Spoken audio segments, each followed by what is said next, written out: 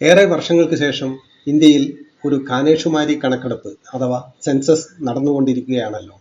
രാജ്യത്തിന്റെ വിഭവശേഷിയെ വിലയിരുത്തുന്ന ഈ കണക്കെടുപ്പിന് നൂറ്റാണ്ടുകളുടെ പഴക്കമുണ്ട്. ബ്രിട്ടീഷുകാർ ഇന്ത്യ ഭരിച്ചിരുന്നപ്പോൾ ആരംഭിച്ച സെൻസസ് പിന്നീട് സ്വാതന്ത്ര്യത്തിനു ശേഷവും ഇന്ത്യയിൽ മാറ്റമൊന്നുമില്ലാതെ തുടർന്നു പോകുന്നു. ഇന്ത്യയിലെ ജനസംഖ്യാ വിസ്ഫോടനത്തിന്റെ അടിസ്ഥാന രേഖകൾ ഈ കണക്കുകളിൽ കാണാൻ സാധിക്കും. 2027 സെൻസസ് വളരെ പ്രധാനപ്പെട്ടതാണ്. നമ്മുടെ ഭാവി നിർണ്ണയിക്കുന്നതിൽ ഈ സെൻസസിനുള്ള പങ്കും അതിന്റെ സ്വാധീനവുമെല്ലാം വീഡിയോയുടെ അവസാന ഭാഗമാകുമ്പോഴേക്കും വിശദീകരിക്കുന്നുണ്ട്. അതുകൊണ്ട് എല്ലാവരും വീഡിയോ പൂർണ്ണമായും കാണുക.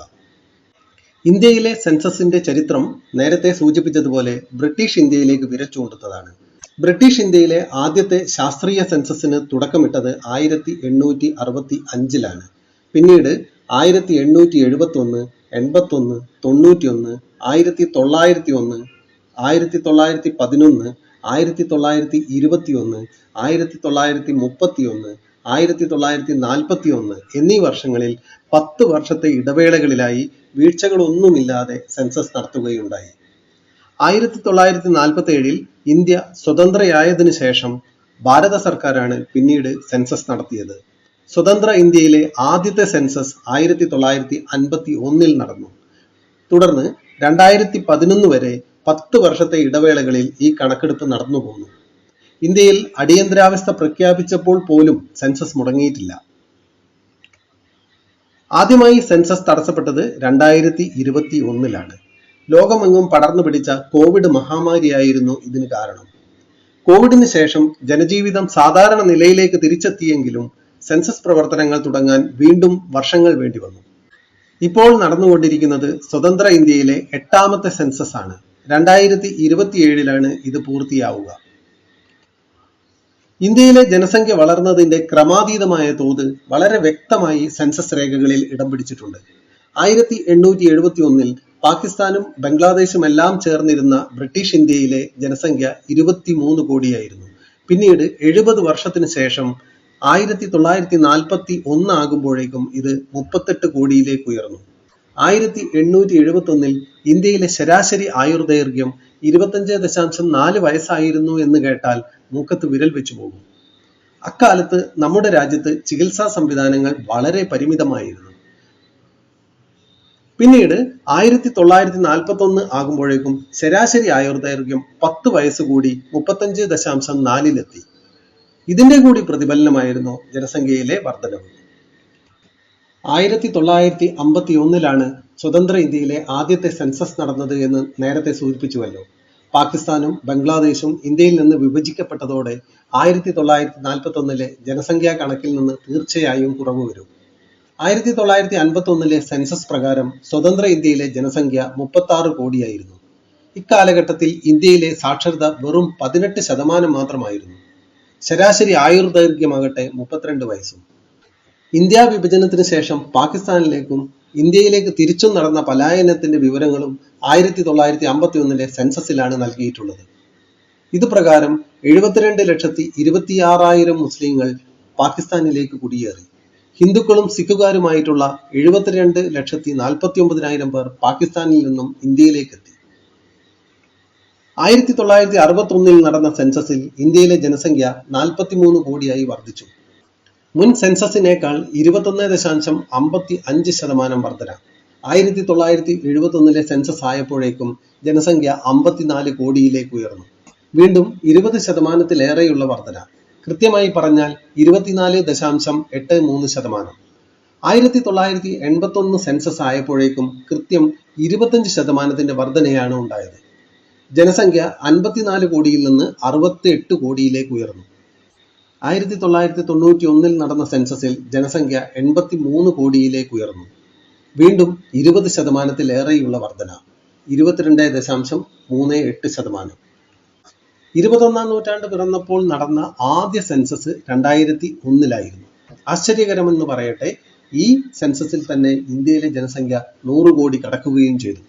21.5% വർധനയോടെ ജനസംഖ്യ 102 കോടിയിലെത്തി. ഇക്കാലഘട്ടത്തിൽ തന്നെ ലോക ജനസംഖ്യയുടെ 17% ഇന്ത്യയിലാണെന്ന കണക്കും പുറത്തു വന്നു. ഇന്ത്യയിൽ അവസാനമായി നടന്ന സെൻസസ് 2011 പല കാരണങ്ങൾ കൊണ്ടും ഈ സെൻസസ് പ്രത്യേക പരാമർശം അർഹിക്കുന്നു.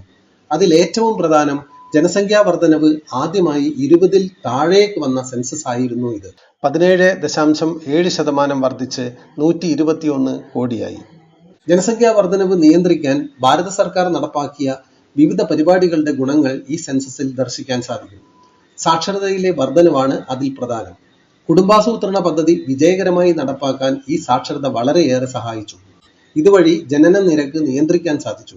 കൂടാതെ ശരാശരി ആയുർദൈർഘ്യത്തിന്റെ കാര്യത്തിലും മികച്ച മുന്നേറ്റമുണ്ടായി. 1970-75 കാലഘട്ടത്തിൽ 49.5 വയസ്സ് മാത്രമായിരുന്ന ആയുർദൈർഘ്യം 2011 എത്തുമ്പോൾ സ്ത്രീകളിൽ 67.7 വയസ്സും പുരുഷന്മാരിൽ 64.6 വയസ്സുമായി ഉയർന്നു. ഇന്ത്യയിൽ ആദ്യമായി ജാതി സെൻസസ് നടന്നതും 2011-ലാണ്. 2027-ലെ സെൻസസിലേക്ക് വരുമ്പോൾ ഒട്ടേറെ വെളിപ്പെടുത്തലുകൾക്ക് എല്ലാവരും ആകാംക്ഷയോടെ കാത്തിരിക്കുകയാണ്. 2011-ൽ 127 കോടിയായിരുന്ന ഇന്ത്യയിലെ ജനസംഖ്യ ഏത് തട്ടിലേക്കാണ് ഉയരുക? ലോക ജനസംഖ്യാ കണക്ക് പ്രകാരം 2026 ആയപ്പോഴേക്കും ഇന്ത്യയിലെ ജനസംഖ്യ 147 കോടിയായി വർദ്ധിച്ചിട്ടുണ്ട്. അതായത് 15 വർഷങ്ങൾക്കുള്ളിൽ 20 കോടിയുടെ വർധന.